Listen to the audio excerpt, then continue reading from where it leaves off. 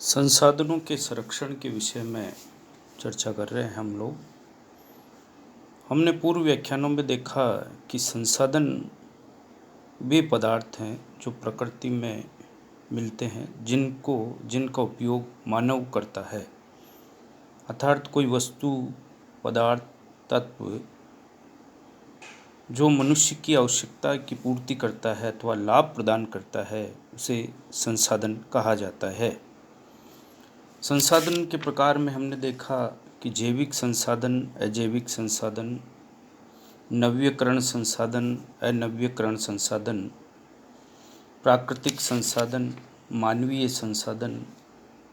अलग अलग वर्गों में हम संसाधनों का वर्गीकृत करते हैं, उनके उपयोग के आधार पर, उत्पत्ति के आधार पर और उद्देश्यों के आधार पर हमने वर्गीकरण किया है।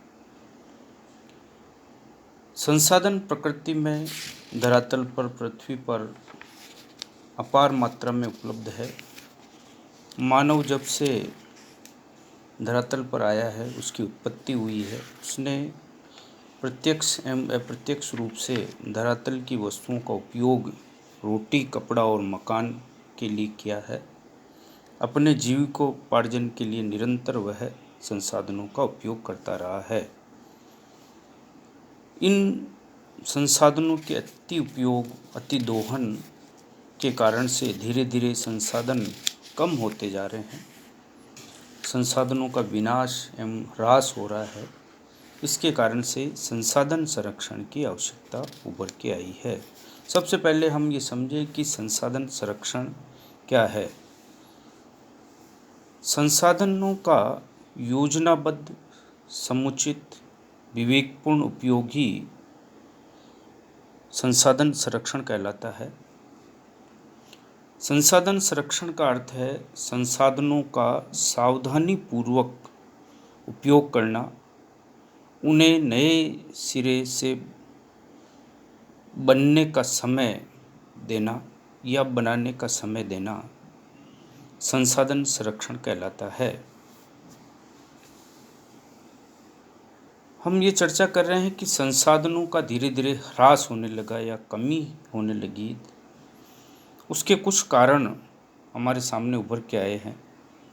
पहला है तीव्र जनसंख्या वृद्धि। बढ़ती हुई जनसंख्या के साथ साथ मानव को संसाधनों की अधिक आवश्यकता हुई। भारत में स्वतंत्रता के समय या उससे पूर्व, आज़ादी से पूर्व 30 से 35 करोड़ लोग निवास करते थे। 20वीं एवं 21वीं सदी में भारत में 130 करोड़ लोग निवास कर रहे हैं और पृथ्वी पर 4.5 अरब से अधिक पूरे विश्व में जनसंख्या में तीव्र गति से वृद्धि हो रही है। उसके कारण से जल, वन, खनिज, जैविक संसाधनों का अतिदोहन हो रहा है। और संसाधन में हम देखते हैं कि जो जैविक संसाधन हैं उनका ह्रास अधिक हुआ है। समाप्त होने वाले संसाधन, जिनको अनवीकरण संसाधन कहा गया है, उनके ऊपर जैसे कोयला, खनिज तेल, प्राकृतिक गैस, खनिज, ऐसे संसाधन हैं जो निरंतर समाप्त होते जा रहे हैं। इन संसाधनों का ह्रास होने लगा है। उसका मूल कारण है जनसंख्या की तीव्र वृद्धि, चाहे भारत में हो चाहे विश्व में। तो इस संसाधन धीरे धीरे कम होने लगे। दूसरा प्रमुख कारण जो हमारे सामने आता है संसाधनों के ह्रास या कमी का कारण, वो है औद्योगिक एवं तकनीकी क्रांति। औद्योगिकीकरण के साथ साथ कई भारी उद्योगों का विकास हुआ और औद्योगिकरण के कारण से उन्हें अधिक समतल भूमि की आवश्यकता हुई, कच्चे माल की आवश्यकता हुई। उन उद्योगों को चलाने के लिए ऊर्जा के साधनों की आवश्यकता हुई और इन आवश्यकताओं के साथ साथ जो संसाधन प्रकृति में थे वो इन उद्योगों में खपने लगे, उनकी खपत होने लगी और उद्योगों में अधिक मांग के कारण से ये संसाधन धीरे धीरे समाप्त होने लगे। खनिज ऊर्जा के साधन, वनों से प्राप्त साधन, जलीय साधन और भी अनेक साधन हैं जो ह्रास की ओर बढ़ते गए। तकनीकी क्रांति, टेक्नोलॉजी के आविष्कार के साथ साथ, उसके विकास के साथ साथ संसाधनों का दोहन अधिकता से किया जाने लगा, अविवेकपूर्ण रूप से दोहन किया जाने लगा।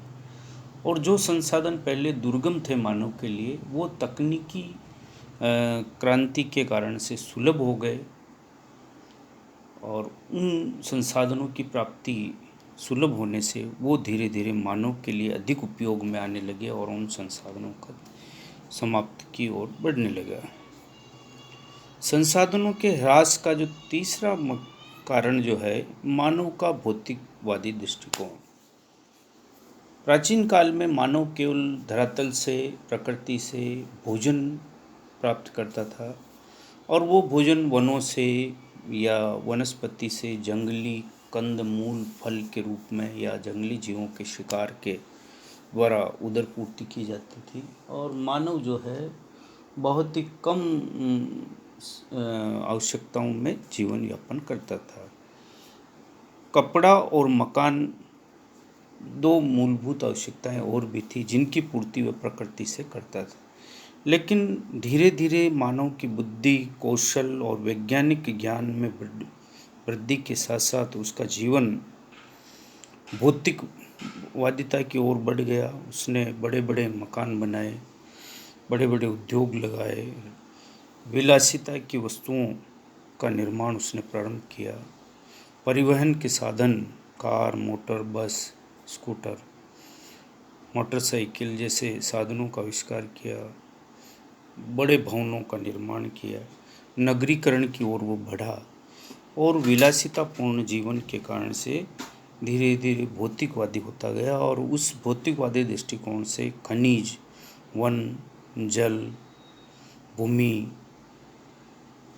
और वायु संसाधनों पर उसका मानव के विलासितापूर्ण कार्यों का दबाव बढ़ने लगा और इनका ह्रास या असंतुलन की ओर बढ़ने लगा, जिसके कारण से जो है संसाधनों की कमी होने लगी। रिहायशी बस्तियों का प्रसार भी जो है भूमि संसाधन, वन संसाधन और जल संसाधन, मिट्टी संसाधन के ऊपर प्रहार है। रिहायशी बस्तियां जो है पहले बहुत ही कम थी क्योंकि जनसंख्या भी कम थी, लेकिन जो जो मानव की जनसंख्या बढ़ती गई उसके लिए मकान के निर्माण के लिए भूमि की आवश्यकता हुई और उसने जो है उपजाऊ भूमि पर मकान बनाना प्रारंभ कर दिया। वनस्पति जहाँ लगी थी उसको काटना प्रारंभ कर दिया और खनिजों का जो है दोहन उसने मकान निर्माण सामग्री के रूप में अत्यधिक मात्रा में करना प्रारंभ कर दिया, जिससे जो है पर्यावरण संसाधनों का ह्रास हुआ, कमी होने लगी। नगरीकरण भी जो है संसाधनों के ह्रास एवं कमी का एक कारण है। जो जो नगर बढ़ते गए संसाधनों का अति दोहन होता गया और नगरीय जो विलासितापूर्ण जीवन है उसके कारण से नगर के आसपास और क्षेत्र पर नगर का दबाव पड़ने लगा। नगर जो है कि अधिक मांग होने के कारण से आसपास के संसाधनों का अविवेकपूर्ण और अतिदोहन किया गया। तो हम देखते हैं कि उपरोक्त कारणों से जो है संसाधनों का ह्रास हुआ और उसके कारण से संसाधनों की कमी होने लगी। अब इस ह्रास और कमी के कारण से संसाधन के संरक्षण की आवश्यकता होने लगी। संसाधनों का संरक्षण करना अति आवश्यक हो गया। संसाधनों के संरक्षण की आवश्यकता, संसाधन के संरक्षण हमने उपरोक्त देखा है कि संसाधन धीरे धीरे कम होने लगे, तो अतः हमें जो है इसके संरक्षण की आवश्यकता महसूस होने लगी। आवश्यकता के कुछ कारण जो है वो हमारे सामने है कि संसाधन जो है सीमित होना, धरातल पर उपलब्ध प्रत्येक संसाधन नवीकरण अनवीकरण संसाधनों में अनवीकरण संसाधन जो है सीमित मात्रा में उपलब्ध है। खनिज, लोहा, तांबा, सीसा, जस्ता, सोना, चांदी ये सीमित मात्रा में उपलब्ध है। कोयला, पेट्रोलियम, खनिज तेल जिसे कहा गया है, प्राकृतिक गैस जो ऊर्जा का साधन है, ये धरातल पर उपलब्ध जल की मात्रा, जल 71% भाग जल है, लेकिन पेयजल जो है या मीठा पानी जो है वो केवल बहुत ही कम मात्रा में उपलब्ध है। चाहे सतही जल हो चाहे भूमिगत जल हो, उसके सीमित मात्रा में प्राप्त है। अतः संसाधनों की सीमितता होने के कारण से हमें इनके संरक्षण पर बल देना चाहिए, इसके संरक्षण की ओर प्रयास करना चाहिए। ये संरक्षण की आवश्यकता के अंतर्गत आता है। दूसरा कारण हम देख सकते हैं कि संसाधनों का संरक्षण क्यों आवश्यक है। संसाधनों का मानव के भौतिकवादी दृष्टिकोण, औद्योगिक क्रांति एवं तीव्र जनसंख्या में वृद्धि के कारण से मानव ने जो है संसाधनों का अति दोहन प्रारंभ कर दिया। दोहन तक तो ठीक है, लेकिन उसका जो अति दोहन है वो संसाधनों को के ह्रास का कारण बना, उसकी कमी का कारण बना। अतः हमें संसाधन संरक्षण की आवश्यकता है। संसाधन सीमित है, लेकिन हम संसाधनों का अविवेकपूर्ण उपयोग कर रहे हैं। संसाधन का जो है अविवेकपूर्ण उपयोग होने से संसाधन धीरे धीरे समाप्ति की ओर बढ़ रहे हैं। तो हमें जो है अविवेकपूर्ण उपयोग के कारण से संसाधनों का ह्रास हो रहा है, कमी हो रही है, जिससे हमें संसाधनों को बचाना है, संरक्षण की ओर बढ़ना है। संसाधन प्रकृति के बहुमूल्य संपत्ति हैं। प्रकृति ने जो हमें संसाधन दिए, चाहे जैविक संसाधन हो, अजैविक संसाधन हो, प्राकृतिक संसाधन हो, ये सारे संसाधन जो है प्रकृति के बहुमूल्य उपहार हैं, वो हमें प्रकृति ने दिए हैं। अतः इन्हें बचाना हमारा नैतिक दायित्व है। ये संरक्षण की आवश्यकता के अंतर्गत आता है। संसाधनों का अति दोहन और अविवेकपूर्ण उपयोग के कारण से मानव जैव संपदा, चाहे जीव हो, जीव जंतु हो, चाहे वन हो, उनका ह्रास कर रहा है। औद्योगिकीकरण के कारण से वायुमंडल, जलमंडल और स्थल मंडल को प्रदूषित कर रहा है। उसके कारण से पर्यावरण संकट होने लगा है। अति दोहन, ऊर्जा संसाधनों के अति उपयोग के कारण से पर्यावरणीय संकट पैदा हो गया। तो हमें जो है इन संसाधनों का संरक्षण कर पर्यावरण संकट को से निजात पाना है, और संसाधन संरक्षण कर ही हम इस पर निजात पा सकते हैं। संसाधन संरक्षण के अंतर्गत जैव विविधता को बचाने के लिए हमें संसाधन संरक्षण की आवश्यकता है। जैव विविधता, चाहे वनस्पति हो चाहे जीव जंतु हो, वो मिलकर जैव विविधता का निर्माण करते हैं, और अति दोहन के कारण से जैव विविधता धीरे धीरे संकट में आ रही है। तो पर्यावरण संरक्षण करना है।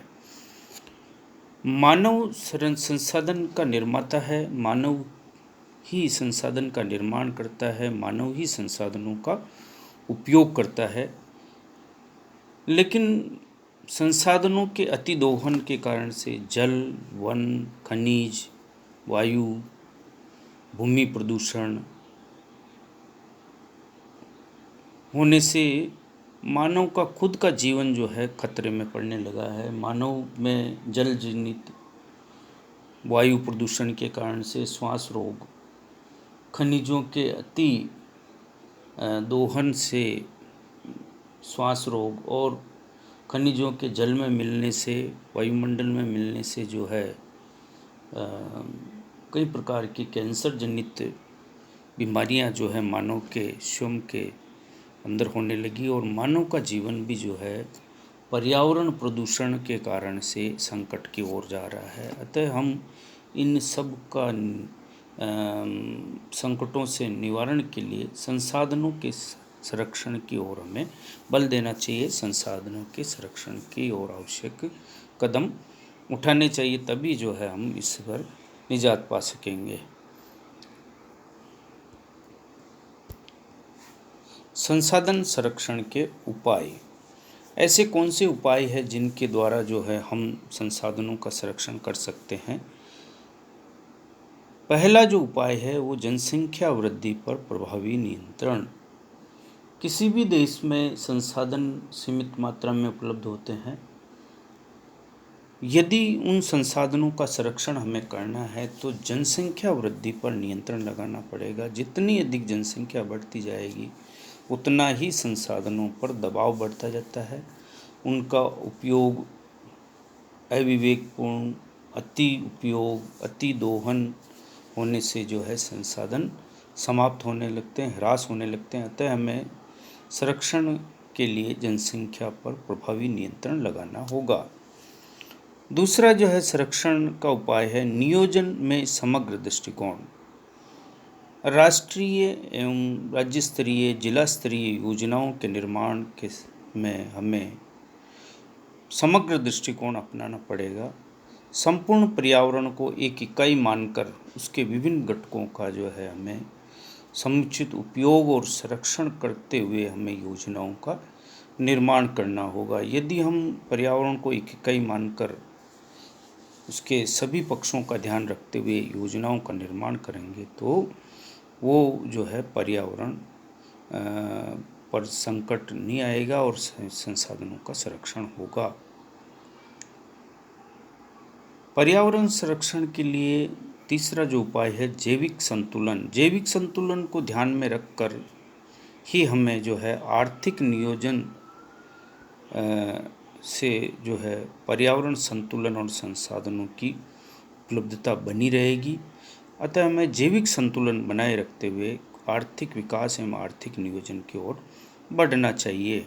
संसाधन संरक्षण के अंतर्गत गैर परंपरागत ऊर्जा संसाधनों का उपयोग अधिक करना चाहिए, क्योंकि गैर परंपरागत ऊर्जा स्रोत जो है वो समाप्त नहीं ही होने वाले संसाधन हैं, जिनको नवीनीकरण संसाधन हम कह सकते हैं, जो पुनः उनका उत्पादन एवं उपयोग किया जा सकता है। ऐसे संसाधनों का ऊर्जा संसाधनों का उपयोग हमें अधिक करना चाहिए।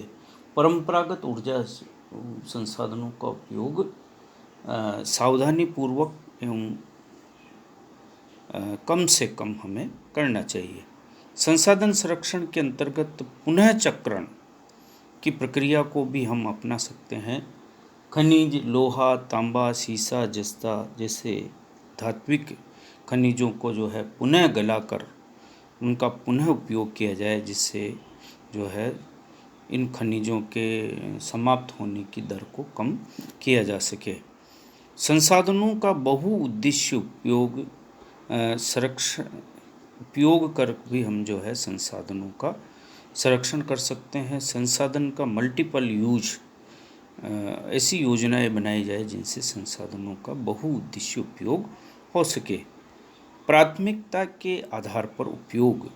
ऐसे संसाधनों का हम उपयोग करें जिनका प्राथमिकता के जो हमें आवश्यक रूप से अति आवश्यक है उन्हीं को हम जो है उपयोग करें। अन्यथा बिना प्राथमिकता के उपयोग करने पर संसाधनों का ह्रास होता है। संसाधनों के विकल्प उपलब्ध कराकर भी जो है हम संसाधनों का संरक्षण कर सकते हैं। हमें क्या करना चाहिए? संसाधनों के संरक्षण के लिए प्रत्येक मानव का दायित्व है कि वो संसाधनों का संरक्षण करे, क्योंकि राष्ट्रीय एवं राज्य जो सरकारें हैं उनका दायित्व तो है, लेकिन हमारा भी दायित्व है कि हम पर्यावरण को संरक्षण करें। हमें क्या करना चाहिए? तो हम पर्यावरणीय संसाधनों का एक सीमा में ही हमें उपयोग करना चाहिए, उससे अधिक उपयोग हमें नहीं करना चाहिए। हमें संसाधनों को व्यर्थ में उपयोग नहीं करना चाहिए। हमें पर्यावरणीय संसाधनों को बेकार और व्यर्थ में बर्बाद नहीं करना चाहिए। हमें वनों को नहीं काटना चाहिए। हम लोगों को पानी व्यर्थ में नहीं बहाना चाहिए। पारिस्थितिकी संतुलन का समर्थन कर जीवन का समर्थन करना चाहिए। पारिस्थितिकी संतुलन को बनाए रखने में अपनी उपयोगिता को साबित करना चाहिए। जैव विविधता संरक्षण पर बल देना चाहिए। उपरोक्त क्रियाओं से हम जो है पर्यावरण का संरक्षण कर सकते हैं। धन्यवाद।